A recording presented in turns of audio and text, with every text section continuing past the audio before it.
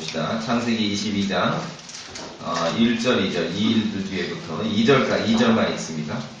22장 시작. 이일들 뒤에 하나님께서 아브라함을 시험하시려고 그에게 이르시되 아브라함 하시니 그가 이르되 곳에서 내가 그를 인하리라. 그분께서 이르시되 이제 내 아들 곧 내가 사랑하는 내 유일한 아들 이삭을 데리고 모리아 산으로 가서 거기서 내가 내게 이르는 산들 중에 하나에서 그를 번제물로 드리라 하셨습니다. 우리 아이들 모리아 산 읽으니까 뭐 생각나는 거 없어? 예, 모리아 산으로 가서 하나님께서 일러준 산들 중에 하나에서 그를 번제물로 드리라 하시니라. 이 내용은 익숙하시죠? 예, 잠깐 기도하겠습니다. 거룩하신 하나님 아버지, 우리에게 온전히 보존해 주신 이 킹제임스 성경을 인하여 감사합니다. 우리 손에 우리 아이들과 읽을 수 있고 말씀을 공부할 수 있고 묵상할 수 있는 온전한 말씀이 우리 가까이 있음에 감사드립니다. 이 구귀한 말씀을 우리가 함께 읽었고 이 말씀이 이제 우리 마음에 옮겨지기를 원하고 성경의 진리가 선포되기를 원합니다. 주님 함께 해주시고 저에게도 능력을 주시며 또 듣는 청중들도 선한 마음으로 진리에 화답하고 우리가 모두 주의 영으로 진리의 영 안에 일치하도록 주님 함께 해주시옵소서. 우리 주 예수 그리스도의 이름으로 기도합니다. 아멘. 뭐 워낙 유명한 얘기죠. 교회 생활을 어디에서든지 어떤 형태로 해보셨던 분들은 다 뭐 한두 번씩 들어보셨을 수 있습니다. 아브라함이 모리아 산에서 이삭을 이렇게 바치는 그 내용, 워낙 유명한 내용입니다. 자, 그런데 이제 잘 들으세요. 오늘 사실은 이 설교가 전혀 다른 설교가 될 수도 있었어요. 제가 이제 원래 준비한 것은 다른 건데, 제가 이제 설교를 준비하면서 본문을 정하면요, 그 본문을 반복해서 읽거든요. 정독을 합니다. 본문을 반복해서 읽다가 제가 준비했던 설교와 전혀 다른 설교가 오늘 마련이 됐습니다. 왜냐하면은 아브라함이 이삭을 바친 내용을 설교하자면은 온전히 순종했더라. 그러니 우리도 온전히 순종하자. 그렇죠? 예, 맞습니다. 그래서 이제 그런 주제로 이렇게 말씀을 묵상하고 반복해서 성경을 읽다가 제가 오늘 2절에 멈춘 거예요.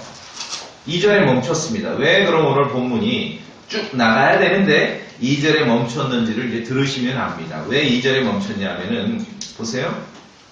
하나님께서 아브라함을 부르셨고 아브라함이 이제 응답을 하니 뭐라 그러십니까? 이제 내 아들 곧 내가 사랑하는 내 유일한 아들 이삭을 내가 사랑하는 아브라함이 사랑한다. 여기서는 love라는 단어인데 물론 이전에도 사랑하는 관계와 사랑이라는 것은 많이 존재했지만 킹제임스 성경에서 이 사랑이라는 그 말이 여기에 처음 나와요.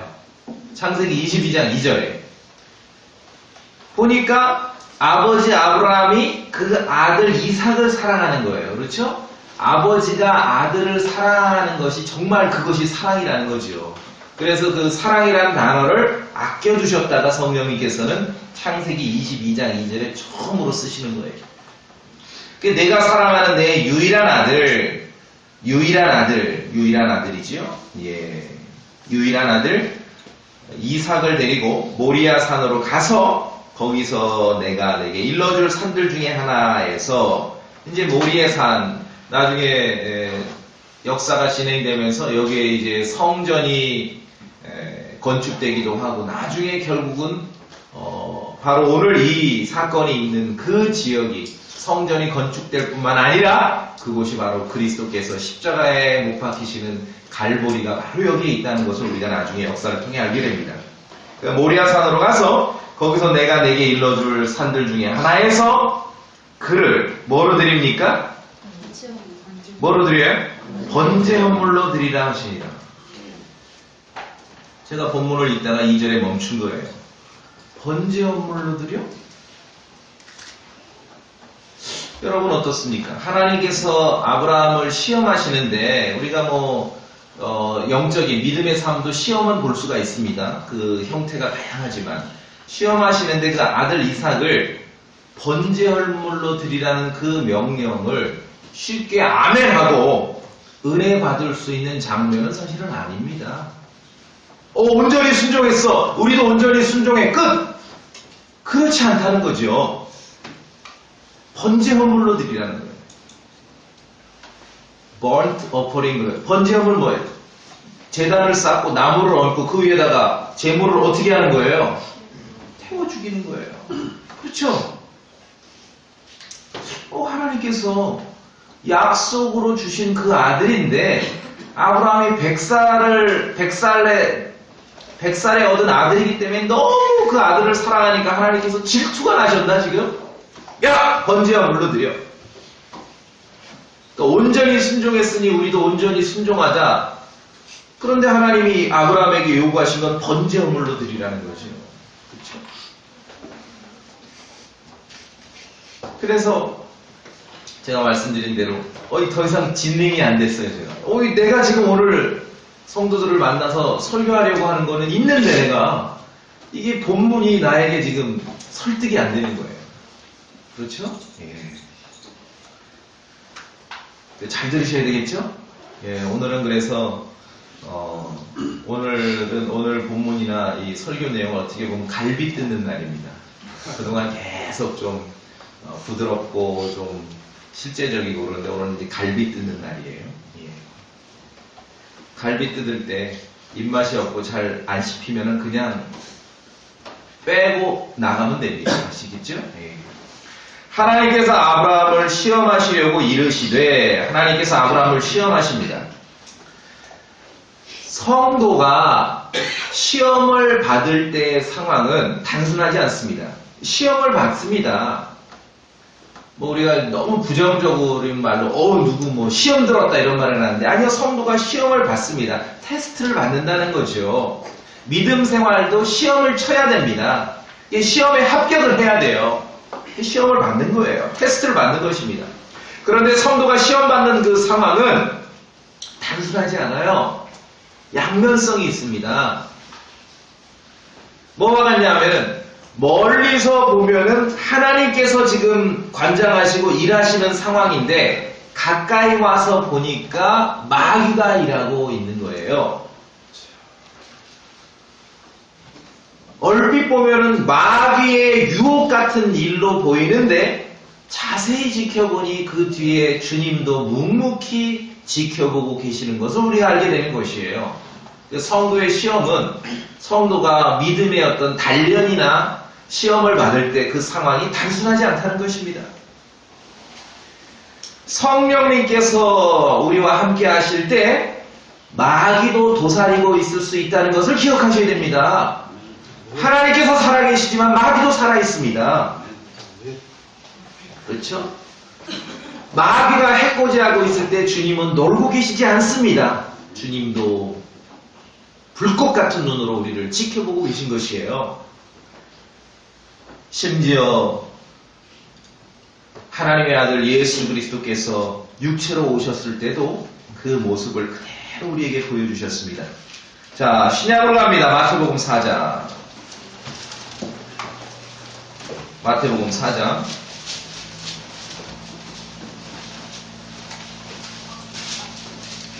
다 한번 찾아보시기 바랍니다. 마태복음 4장 1절. 마태복음 4장 1절. 같이 읽어볼까요? 예. 마태복음 4장 1절. 시작. 그때 예수님께서 성령의 인도를 받아 마귀에게 시험을 받으러 광야로 들어갔어요. 자, 보세요. 여기 등장인물이 다 나와요. 예수님께서 성령의 인도를 받아 누구에게 시험 받아요? 마귀에게 시험 받으라고 광야로 들어가는 거예요. 예수님께서 시험 받으시는 그 순간 성령님의 인도하심도 있었지만 마귀도 도사리고 있었다는 것이죠. 성도의 시험에도 그러한 양면성이 있다는 겁니다. 멀리 봐서 하나님께서 일하시는 것 같은데 가까이 보니 마귀가 열심히 애쓰고 있어. 얼핏 봐서 마귀만 역사하고 있는 것 같은데 자세히 보니 우리 주님도 묵묵히 지켜보고 계시다는 것. 예수님께서 성령의 인도를 받아 마귀에게 시험을 받으려고 방으로 들어가셨습니다. 자, 우리 본문 말씀 이해되시죠? 예. 우리 주님의 시험, 예수님의 시험도 이러할진데 성도들의 시험도 어떤 믿음의 단련이든 성도들의 시험도 마찬가지예요. 어떤 믿음 생활도 우리가 테스트를 받는 것입니다. 그 결과를 확인하지 않고 결과를 보니 이랬더라 저랬더라 말할 수 있는 것이지 결과를 확인하지 않고 그 실상을 정확하게 알기란 어렵다는 것이지요. 그래서 우리가 너무 함부로 섣불리 평가할 수 없다는 것입니다. 성경 구약에도 보면은 욥기가 있습니다. 완전하고 하나님께서 이건 하나님께서 평가하시는 거예요. 욥이라는 성도에 대해서. 그는 완전했습니다. 곧바르게 살았습니다. 하나님을 두려워하고 악을 멀리하는 사람이었습니다. 그랬던 욥에게 하루아침에 엄청난 재앙이 맺어요. 그 재앙이 워낙 엄청났기에 그의 아내마저도 원래 그렇게 지독했던 아내는 아니었던 것 같아요. 자식이 10명이나 있으니까 얼마나 화목하게 살았겠습니까? 그런데 그 엄청난 재앙이 맞아 아내마저도 욥에게 뭐라 그래요? 하나님을 저주하고 죽으라! 그렇게 소리친 것이에요. 그 드러난 표면적인 모습이죠. 그러나 우리는 성경 기록을 통해서 욥도 몰랐던 걸 우리는 아는 거죠. 당하는 욥은 몰랐지만 우리는 성경 기록을 통해서 욥에게 완전한 사람이었고 곧바르고 하나님을 두려워하고 악을 멀리했던 그 욥에게 하루아침에 엄청난 재앙이 임했던 것들은 우리는 성경 기록을 통해 알죠. 하늘에서 주님과 사탄 사이에 어떤 대화가 오고 갔다는 것을 우리가 성경을 통해서 알고 있는 것이죠. 그렇죠? 욥은 그것을 몰랐어요. 당하는 욥은 그걸 모른 거죠. 그래서 제가 말씀드리는 건 성도의 시험에 있어서 그것이 그렇게 단순하지 않다는 거죠. 양면성이 있습니다. 말하자면은 하나님께서 성도를 시험하시고 믿음의 단련이 될 수 있는 그 시간을 허락하실 때 우리의 믿음이 단련될 수 있는 그러한 시간을 허락하실 때 그 시험을 허락하실 때 흡사 시험 감독관이 마귀가 들어올 수도 있다는 것입니다. 이해되십니까? 예. 말하자면 이제 학교 시험 치는 거로 우리가 이해하자면은 그 문제를 낸 것은 담임 선생님인데 감독관은 다른 분이 들어올 수도 있죠. 하나님께서 여러분의 믿음의 단련을 하시려고 어떤 시험의 기간을 두실 수 있는데 그 감독관이 마귀가 들어올 수 있다는 것이죠. 그래서 성도가 겪는 시험은 단순한 상황이 아니다. 양면성이 있다. 그 말씀드리는 것이에요. 야고보서 1장 말씀에 아무도 자기가 시험을 받을 때 내가 하나님께 시험 받는다 하지 말라. 하나님께서는 악으로 시험을 받지도 아니하시고 친히 아무도 시험하지 아니하시느니라. 근데 야고보서 1장 말씀이 성도가 겪을 수 있는 시험에 대한 모든 것을 다 설명하는 것은 아닙니다. 이 말씀이. 왜 그러냐 하면은 성경을 보면은 사람들은 끊임없이 하나님을 시험해 왔습니다. 복음서에도 보면은 계속 와서 사람들이 예수님을 시험하잖아요. 그렇죠? 또 하나님께서도 사람들을 시험해 오셨죠. 그래서 성경에서 말하는 시험은 믿음의 단련이든 어떤 그 유혹이든 시험은 그런 상황도 있을 수 있고 저런 상황도 있을 수 있는 것이에요. 이 면을 우리가 오늘 기억해야 된다는 것이죠. 마귀는 나쁘게 되도록 우리를 시험하지만 하나님께서는 우리가 좋게 되도록 우리를 시험하시는 겁니다. 이게 다른 거예요. 마귀는 나쁘게 되도록 시험하지만 하나님께서는 좋게 되도록 시험하는 거예요. 그래서 겉으로 드러난 상황만 보고서 보이지 않는 세계의 일들을 다 함부로 평가한다는 것은 어렵다는 것입니다. 잘 따라오셨습니까? 예. 그래서 결과를 확실히 보고 나서야 우리가 그 실상을 아는 거지 함부로 알 수 없다는 거죠. 왜? 결과를 보니 하나님께서는 좋게 되도록 우리가 좋게 되도록 시험하시지만 마귀는 나쁘게 되도록 시험하거든요. 어느 건 하나님의 시험이고 어느 건 마귀의 시험이고, 와, 그렇게 뭐 늘 그렇게 확 좌우가 분별되는 건 아니라는 거예요. 성경을 보면 우리가 믿음으로 살아가고 하나님에 대한 의지와 하나님에 대한 두려움과 성경 기록에 대한 약속을 붙잡아야 될 이유가 여기에 있다는 것입니다. 자, 오늘 이제 다시 아브라함 얘기로 갑니다. 하나님께서 아브라함을 시험하십니다. 시험하십니다. 오늘 이것은 조금 이제 갈비 뜯는 맛이라고 말씀드릴 수 있는 것은, 하나님께서 아브라함을 시험하시는데 이게 그렇게 단순한 상황이 아니에요. 그 뒤에 우리가 너무 익숙한, 뭐 한두 번 들어봤을 법한 그 뒤에 스토리는 지금 아직 생각하지 말자고요. 시험하시는데 이삭을 어떻게 하라는 거예요? 번제 헌물로 바치래요. 이게 받아들여 주십니까? 번제 헌물로 바치라는 거예요. 제단을 쌓고 나무를 올려놓고 거기다가, 구약에서 번제 어떻게 드리는지 알죠? 짐승을 잡아서 먼저 잡아요. 도살을 하고 그냥 얹는 거 아니에요. 잡아서 각을 뜹니다. 각을 뜨고 제단 위에 나무를 쌓고 그 위에서 태웁니다. 아시죠? 이게 번제입니다. 번제 헌물로. 아직 율법이 완성이 안 돼서 똑같은 모습이 아닐 수는 있을지라도 번제 헌물은 제단에서 태우는 것만큼은 정확합니다. 그 뒤에 이야기로 진행하기 전에 이게 받아들여지시냐고. 여러분 어떻습니까? 이게 납득이 되세요? 번제 헌물. 그래서 제가 말씀드리는 것은, 성도가 하나님 앞에 시험 받을 때 그 상황이 그렇게 단순하지 않다는, 양면성이 있는 거예요. 양면성이 있는 거예요. 결과를 두고 보면 하나님은 늘 우리를 좋게 되는 쪽으로 테스트를 하시지만, 마귀는, 결과로 두고 보면 마귀는 우리를 늘 나쁘게 되는 쪽으로 우리를 시험하고 유혹한다는 것이죠. 그 진행되는 상황에서는 확실하게 말할 수 없는 일도 너무 많다는 거죠.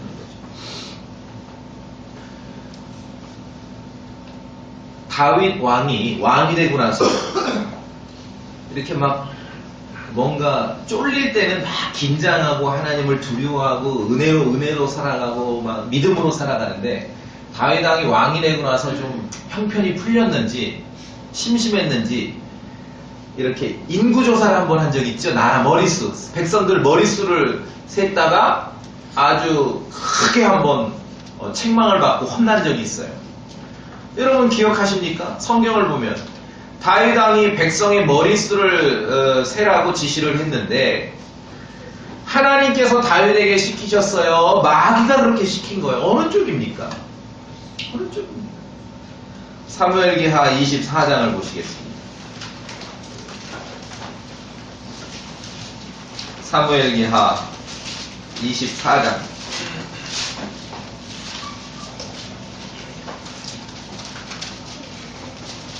사무엘기하 24장 1절입니다. 사무엘기하 24장 1절 다 같이 읽겠습니다. 사무엘기하 24장 1절. 자, 다 있습니다. 시작. 다시 그의 분노가 이스라엘을 향해 가오르매 그분께서 그들을 치시려고 다윗을 움직이사 가서 이스라엘과 유다의 수를 세라 하고 말하게 하시니라. 자, 우리가 사무엘기하 24장 1절을 읽었습니다. 다시 질문합니다. 다윗 왕이 백성의 머릿수를 세라고 지시를 했는데, 그의 군대대장 요압에게 본문을 보니 그거를 시키신 분이 누굽니까? 주님이죠. 하나님이죠. 예, 하나님이요. 자, 또 봅니다. 역대기상 21장. 역대기상 21장. 역대기상 21장. 역대기상 21장. 구약성경 한영대역 페이지로 666입니다. 야, 오늘 뭐 이거 게시 임했네. 게시 임했어. 한영대역 페이지로 666페이지. 역대기상 21절. 자, 역대기상 21장 펴셨습니까? 1절입니다. 역대기상 21장 1절 같이 읽습니다. 꼭 읽으세요. 다 같이 읽으세요. 역대기상 21장 1절입니다. 시작. 사탄이 이스라엘을 대적하려고 일어나 다윗을 선동하여 이스라엘의 수를 세게 하니라. 다시 질문합니다. 다윗 왕이 그의 군대대장 요압에게 백성의 머릿수를 해라고 명령을 했는데 본문을 읽으니 누가 시킨 겁니까? 사탄이 시켰어요. 다시요 여러분. 머릿수 세서 숫자 왜 세요? 자랑하려고 세는 거죠. 자랑하려고. 야 뿌듯하려고. 이렇게 많다. 우리 교인 숫자가, 백성 숫자가. 자, 사무엘기 하도 읽었고 역대기 상도 읽었습니다. 다윗 왕이 군대대장 요압에게 백성의 머릿수를 한번 조사해보라고 시켰는데 하나님이 시켰습니까? 사탄이 시켰습니까? 누가 시켰어요? 갈등이 됩니까? 성경에 읽은 그대로 주님이 시켰어요? 사탄이 시켰어요? 둘 다. 사무엘기하 24장에서는 누가 시켰어요? 주님이 시켰어요. 하나님께서. 역대기상 21장에서는 누가 시켰어요? 사탄이 시켰어요. 둘 다 시킨 거예요.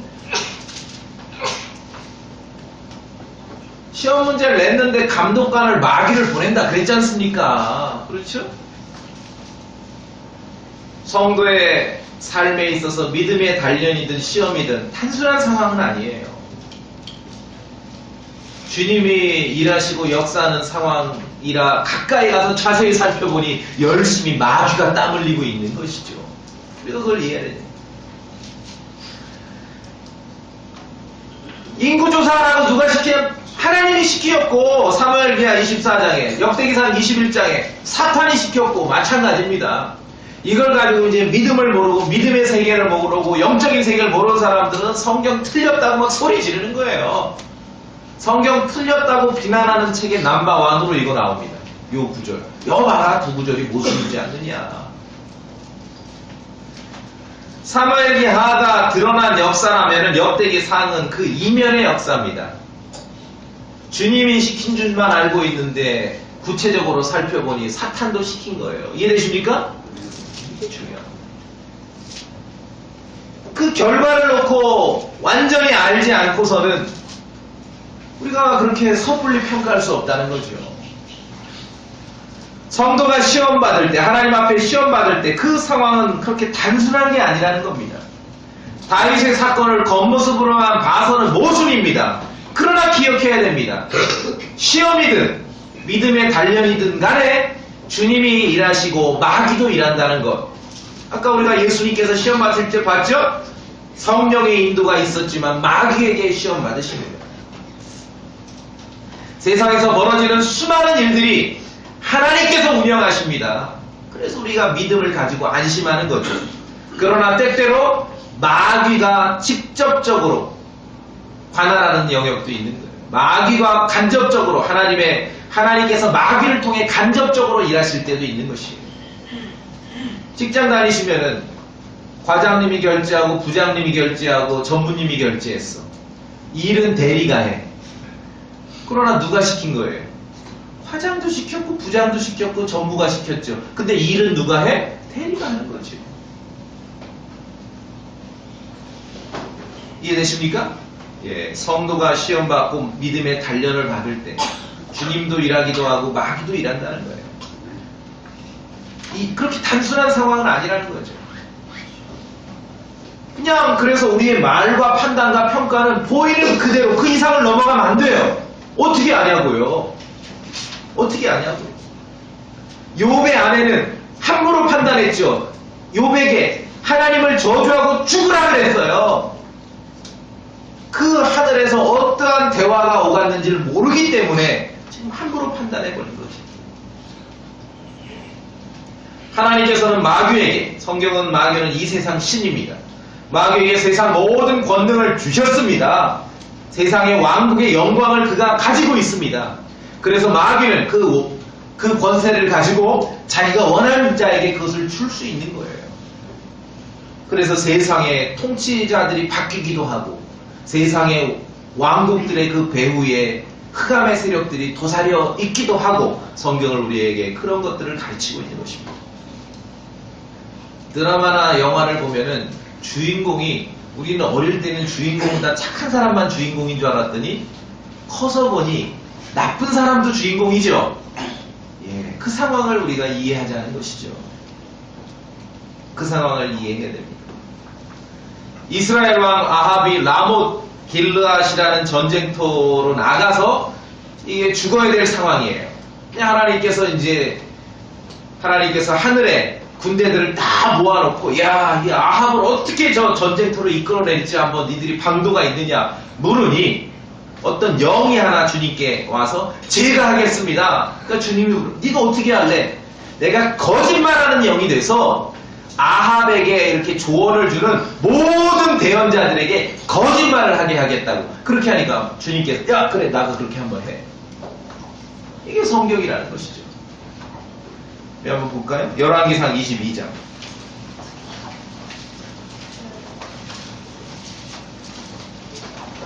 열왕기상 22장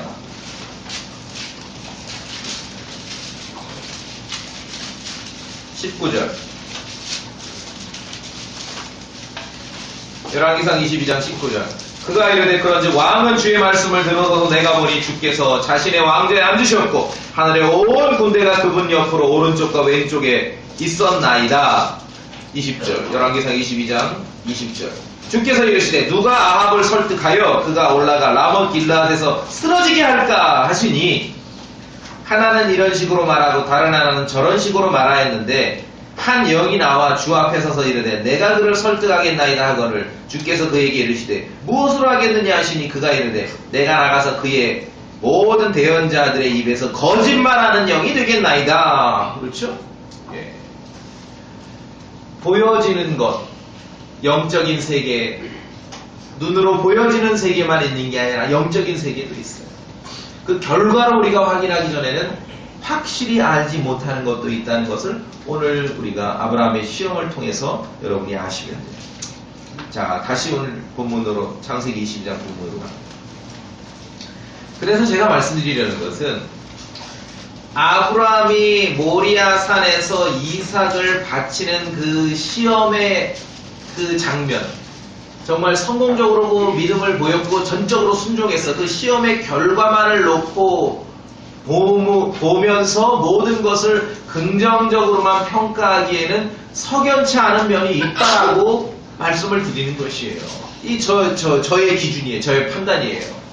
여러분이 별로 부담 없이 아들 번제 헌물로 주님이 시키시면 예스 오케이 하고 하는 거죠. 그러면 할 말 없습니다. 그러나 번제 헌물로 드리라고 했을 때 조금은 멈춰서 생각해 볼 필요가 있다는 거예요. 말하자면은, 들으세요.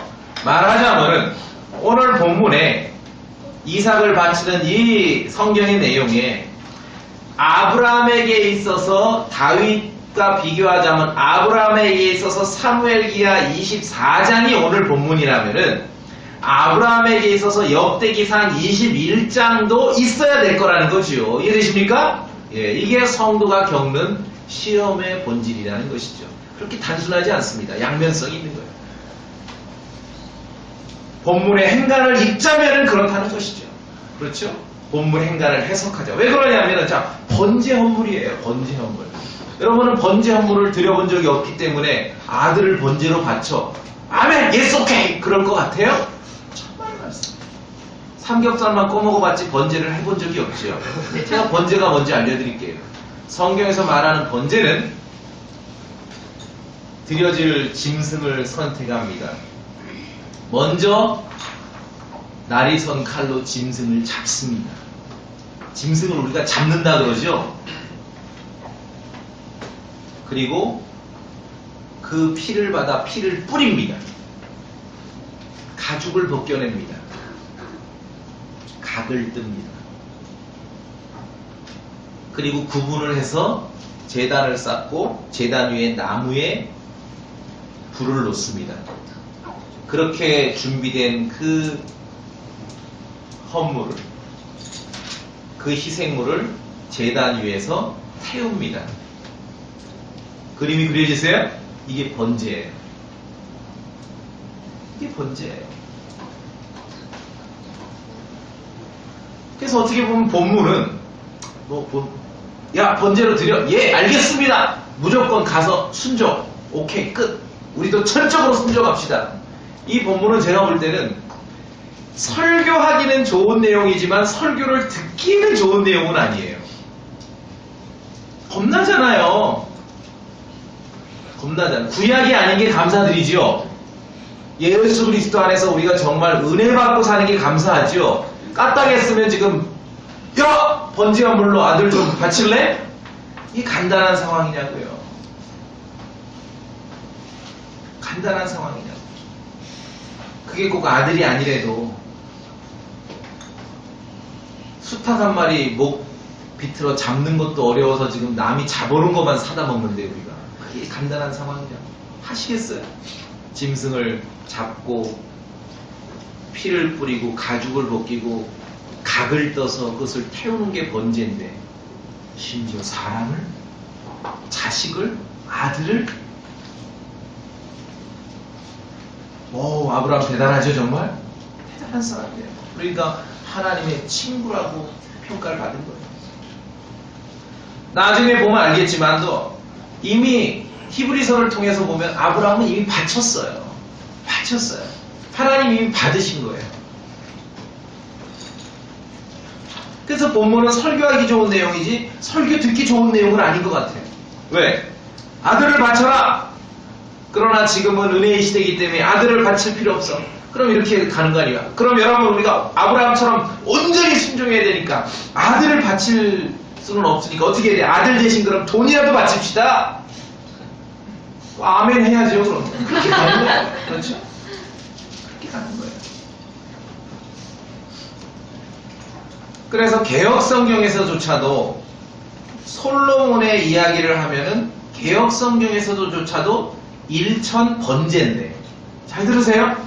일천 번제인데 솔로몬은 번제를 드린 거예요. 번제를. 그런데 지금은 좀 유행이 지나갔나요? 일천 번제 하라면서 하는 일을, 행위를 봐서는 일천 번제거든요. 이게 이해 안 되십니까? 2부 순서로 좀 국어 공부를 해야 되겠습니다. 개혁성경에서도조차도 솔로몬이 한 것은 일천 번제거든요. 번제. 그런데 한국 개신교에서 막 한참 유행을 탔던 게 뭐냐면 일천 번제죠. 일천 번의 어떤 예배와 헌물을 바치라는 거. 이게 왜 이렇게 됐을까? 제가 곰곰이 생각해 봤더니 개혁성경에조차도 그건 번제라고 나오는데 왜 일천 번제로 만들어 버렸을까 생각해 봤더니 목사님들이 띄어쓰기를 못해. 국어 공부를 못해. 이분들은 일천 번제와 일천 번제를 같게 본 거예요. 이해되십니까? 잘 이해 안 되면 오늘 초등학생들에게 물어보세요. 걔네들은 잘 알 거예요. 그게 번제라는 거죠. 그렇죠? 그래서 말씀드리고 싶은 것은 오늘 본문에서 아브라함이나 이삭이 그 인물이 예수 그리스도와 관련된 사건의 모형으로 드러나는 것이지 하나하나 개별적인 사건 자체를 말하지는 않는다는 거예요. 그러면 큰일 나죠. 번제인데 아니라는 거죠. 그 인물 아브라함이나 이삭이나 등장인물들이 그리스도와 관련된 사건의 모형으로 제시되는 거지 구체적으로 지금 아직 잘 모르고 스토리도 모르고 미래에 어떤 일들이 있을지도 정확하게 모르는 아브라함이나 이삭이 겪은 하나하나 개별적 사건이 지금 그러한 그리스도의 모형으로 나오는 건 아니에요. 결과로 보니까 결과치를 가지고 우리가 가서 이렇게 맞추는 거예요. 이해되십니까? 예. 하나님께서는요, 제가 여기서 단언할 수 있는 건 하나님께서는 언제라도 사람을 번제로 드리는 것을 좋아하시거나 기뻐하시는 분은 절대로 아닙니다. 하나님 그런 분 아니에요. 여러분 하나님 그런 분으로 알고 계십니까? 절대 하나님 그런 분 아니에요. 그런 분 아니에요. 그래서 제가 아브라함이 시험 받을 때 성도의 시험이 그렇게 단순한 상황은 아니라고 말씀드린 거예요. 양면성이 있는 것입니다. 짐승을 희생물로 드리듯이 사람을 잡고 피를 뿌리고 가죽을 벗기고 각을 떠서 제단 위에서 불태우는 것을 하나님은 그것을 기뻐하시고 좋아하는 분 절대 아닙니다. 그런 하나님 아니에요. 그런 하나님 아니에요. 히브리서에서도 죄로 인한 번제 헌물과 희생물을 주께서 기뻐하지 아니하신다 했어요. 번제 헌물을 기뻐하지 않는다 그랬어요. 왜? 그거는 율법에 따라 드리는 거기 때문에 기뻐하지 않는다 그랬어요. 그래서 그리스도의 한 몸을 예비했다고 말씀하고 있는 것입니다. 그런데 이렇게 이삭을, 사랑하는 이삭을 번제로 드리랬어? 예스 오케이 해가지고 전적으로 순종했던 아브람? 그분을 그렇게 오해했던 사람들이 지금만 있는 게 아니라 성경시대에도 있었지요. 그랬던 사람이 누구냐면 사사기 입다라는 사람이, 입다 아시죠? 입다. 하나님을 오해했어요. 그는 사람을 번제로 드리는 것을 하나님이 기뻐하시고 즐거워하시는 분이라는 것, 그렇게 오해한 거예요. 오해한. 모든 인간들이 자기가 섬기는 신께 나아갈 때 최고의 그 어떤 이 종교심, 신심의 발현, 신께 드리는 최고의 선물이 뭔지 아세요? 이건 동서고금을 막론하고 마찬가지입니다. 최고의 그 헌물, 선물이 뭐죠? 그것은 사람을 바치는 겁니다. 자식을 바치는 거예요. 그래서 이교도들 중에, 성경에도 보면 이교도들 중에 왜 인신공양이라고 자식을 바치는 그런 종교가 있어요. 그렇죠? 굉장히 잔인하고 포악하고 무식한 종교입니다. 그러나 다른 각도에서 보자면은 흑암 속에서 그들이 행하고는 있고 암흑 속에서, 영적인 암흑 속에서 행하고는 있지만 그들이 자기들이 섬기는 신에 대한 최고의 헌신을 하고 있는 거예요. 동서고금을 막론하고 신께 바치는 최고의 헌물은 사람이었고 자식이었거든요. 예레미야서 19장을 보겠습니다. 구약성경 예레미야서 19장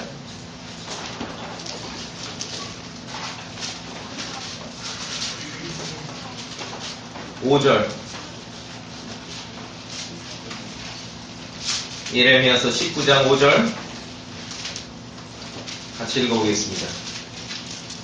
예레미야서 19장 5절입니다. 자, 읽어볼까요? 시작. 또한 그들이 바알의 산당들을 건축하고 자기 아들들을 불로 태워 바알에게 번제물로 바쳤거니 그것은 내가 명령하거나 말하거나 생각한 바가 아니니라.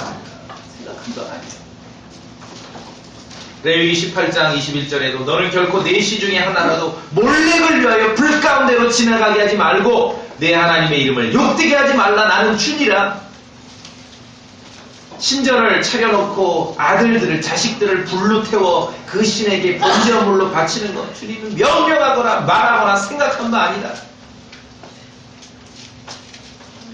성도가 시험 받을 때, 아브라함이 시험 받을 때 그 시험이 단순한 시험이에요. 양면성이 있다고 말씀드렸죠. 하나님이 일하시나 마귀가 땀 흘리기도 하고, 하나님이 시험하시나 시험 감독관은 마귀가 들어올 수도 있다는 것이죠.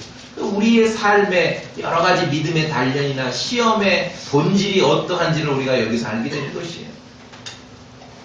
이스라엘 자손이요, 말씀을 떠나서 하나님을 저버리고 하나님에 대한 두려움이 없고 이교도들의 가증한 일을 흉내내며 살 때 어떤 일이 이스라엘 자손들 안에도 벌어졌냐면 자식들을 불에다 집어 던지고 이방 신을 섬기는 그러한 일들이 벌어졌다는 걸 우리가 보게 되는 것입니다.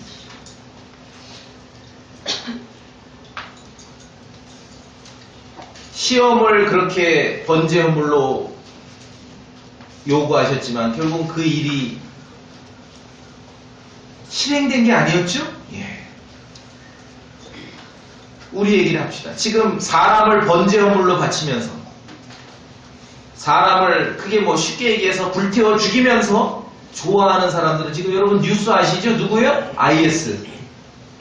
영적인 암흑 가운데 사는 사람들. 또 교회사에서 누굽니까? 천주교.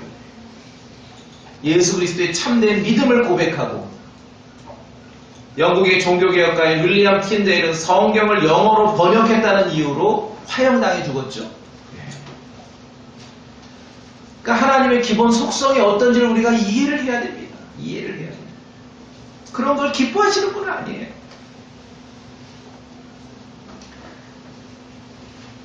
그래서 성도의 시험 가운데는 성도의 시험은 단순하지 않다는 거예요. 우리가 좋아진 결과치를 보고 하나님은 우리를 좋은 쪽으로 시험하시고 나빠지는 결과치를 보고 마귀는 우리를 나쁜 쪽으로 시험한다는 걸 알게 되는 것이지. 성도의 시험은 이중성이 있다는 거예요. 하나님이 일하시지만 마귀도 일합니다. 예수님께서 시험 받으실 때 성령님의 인도함이 있었지만 마귀에게 시험 받는 거예요. 그래서 오늘 본문 창세기 22장으로 가시면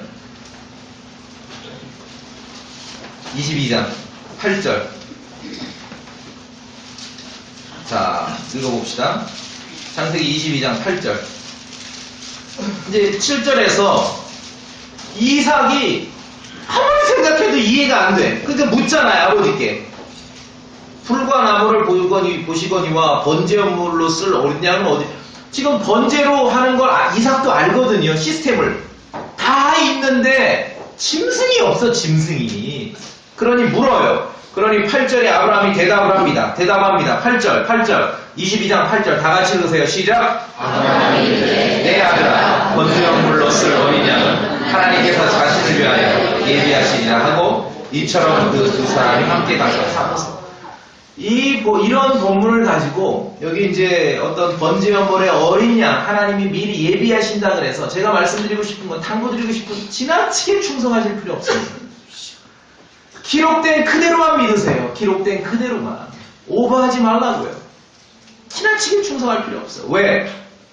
아브라함은 지금 하나님께서 번제물로 쓸 어린 양을 하나님께서 예비하실 거라고 그 묻는 짐승은 어디 있습니까 아버지라고 묻는 이삭에게 대답을 한 거예요. 대답을 한 거예요. 자 여기서 요 상황만 보자면은 그냥 아들에게 답변한 거지요. 아브라함의 말은 불변의 진리이거나 정확한 말은 아닙니다. 요 상황만 보자면 틀렸습니다. 왜? 하나님께서는 어린 양을 예비하신 게 아니라 13절에 가니까 어떤 양을 예비하셨어요? 순양을 예비하셨어요. 그렇죠? 순양을 예비하셨어요. 하나님께서는 순양을 예비하시지만 이삭이 묻는 그 물음에 아브라함은 하나님께서 어린 양을 예비하실 거라고 그렇게 대답하고 안심을 준 거예요. 근데 요 시츄에이션만 딱 떼서 보면은 아브라함 말은 틀린 거죠, 지금 결과적으로. 순양을 예비하셨는데, 아브라함. 그렇죠? 하물며, 하나님께서 자신이 번제물로 자기 스스로를 어린 양으로 준비하시겠다는 건 그거는 더 틀립니다. 절대로 틀립니다. 왜? 예수 그리스도는 번제로 드려진 게 아니죠. 예수님이 화형당하셨습니까? 예수님이 불태워지셨나요? 에베소 5장에 보시면 그리스도께서는 우리를 위하여 자신을 향기로운 냄새의 헌물과 희생물로 하나님께 드리셨다고 말씀하고 있어요. 헌물과 번제물은 다릅니다. 성령님이 이거 모르고 그렇게 기록하시는 거 아니죠. 이해되십니까? 예수님은 번제물이 아니에요. 화형당한 게 아니에요. 우리를 위해서 희생물이 되시고 그 몸을 드리신 거지요. 이해되십니까? 그래서 기록된 그대로 믿어야 돼요. 기록된 그대로 믿어야 됩니다. 기록된 그대로. 성도가 겪는 시험에는 이중 양면성이 있음을 기억하세요. 하나님께서는 아브라함의 마음을 원하신 거지 이삭의 목숨을 원하신 거 아니죠. 그렇죠? 예. 성도가 겪는 시험에는 이중성이 있습니다. 하나님이 일하실 때 마귀도 옆에서 애쓴다는 거죠. 좋은 믿음은 시험에 합격한 믿음이에요. 믿음의 단련을 지난 믿음이지요. 하나님께서는 여러분을 더 좋게 시험하십니다. 마귀는 우리를 더 나쁘게 시험해요. 우리가 하나님의 시험이 주어졌을 때 우리가 붙잡아야 될 것은 그분의 약속이고 성경 기록이라는 것이죠. 주님은 아브라함에게 기대한 것은 이전에 이미 약속해 주셨거든요. 이삭 안에서 내 씨가 부름을 받으리라라고 약속을 하셨어요. 그러면 아브라함은 믿음이 있고 그 말씀을 기억한다면은 이삭은 죽어도 살겠구나. 왜? 약속하셨잖아요. 이삭 안에서 내 씨가 부름을 받겠다라고 약속하셨기 때문에 죽어도 살 수밖에 없어요. 약속이 그것이 때문에. 하나님께서 원하신 건 아브라함이 정말 당신이 주신 약속을 붙잡고 있는지 붙잡는지 아닌 그걸 보기를 원하시는 거예요. 주님이 우리에게 원하시는 거, 우리의 믿음의 단련이라는 것도요. 뭐 여러분이 막 믿음의 단련받아 막 근육이 나고 그게 아니라 주께서 주신 그 약속을 하나님의 말씀을 붙잡고 있는지 아닌지 그걸 보기를 원하시는 것이에요. 여러분이 하나님의 말씀을 붙잡는다면 된 거죠. 그렇죠? 그래서 아브라함은 주님의 약속을 붙잡았기에 하나님께서는 죽은 자들로부터라도 이삭을 일으키실 수 있는 그분이라는 것을 믿고 있었다는 것이죠. 그게 아브라함의 믿음이었어요. 그래서 히브리서를 보면 아브라함은 믿음의 단련을 받은 겁니다. 히브리서 11장 17절에 믿음으로 아브라함은 시험을 받을 때에 믿음의 단련을 받는 거예요. 시험을 받을 때 이삭을 바쳤으니 곧 약속들을 받은 그가 자기의 독생자를 바쳤느니라. 그러니까 이미 하나님과 아브라함 관계에서는 이미 바친 거예요. 바쳤고 받고 끝난 거예요. 시험에는 이중성이 있다고 말씀드렸잖아요. 보여지는 것이 있고 그 이면에 영적인 것이 있고 아브라함이 이미 바쳤고 하나님은 받으셨고 굳이 무슨 그런 피 흘릴 그런 일이 필요 없는 거지. 때로는 우리가 욥과 같이 믿음의 단련을 받는 상황도 있어요. 좀 다르죠. 시험이라고 다 똑같은 건 아니라 욥의 인내, 욥이 견뎌냈듯이 그 시험의 시간을 통과하고 견디고 인내해야 될 그런 것도 있다는 것이죠. 그러나 아브라함은 무엇인가를 결정해야 됐고 주의 말씀대로 행동해야 됐고 순종해야 됐습니다. 근데 주님은 아브라함에게 말씀하십니다. 아브라함아 내 손을 그 아이에게 대지 말라. 그 아이에게 대지 말라. 너는 아무 일도 그에게 하지 말라. 내가 내 아들 곧 내 유일한 아들을 내게 아끼지 아니하였으므로 내가 하나님을 두려워하는 줄 내가 이제 아노라. 아브라함은 시험에 패스한 겁니다. 믿음의 단련에 성공한 것입니다. 하나님께서는 성도를 시험합니다.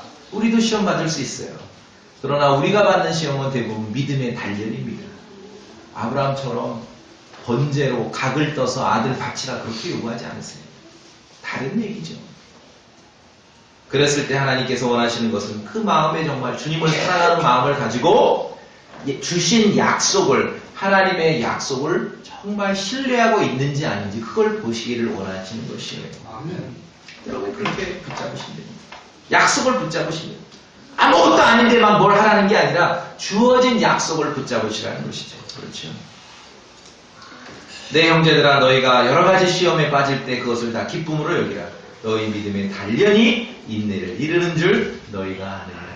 이것이 야고보서 1장에서 주어진 말씀입니다. 하나님께서 아브라함을 시험하셨습니다. 성도의 시험에는 양면성이 있다는 걸 여러분이 오늘 잘 기억하시기 바라겠습니다. 다 같이 기도하겠습니다.